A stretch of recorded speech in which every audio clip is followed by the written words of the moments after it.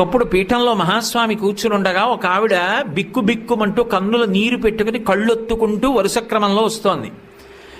స్వామి చేత్తో ఇంత కుంకం తీసి ఆవిడ చేతిలో వేశారు.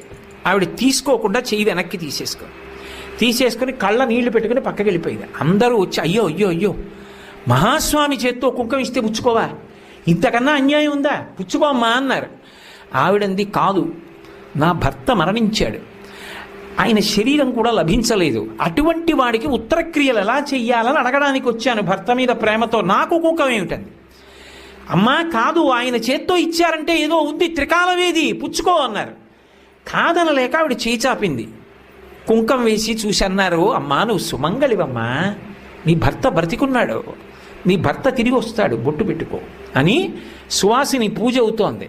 ఆ సువాసిని పిలిచి ఈవిడ కొప్పులో పూలు తురమండన్నారు.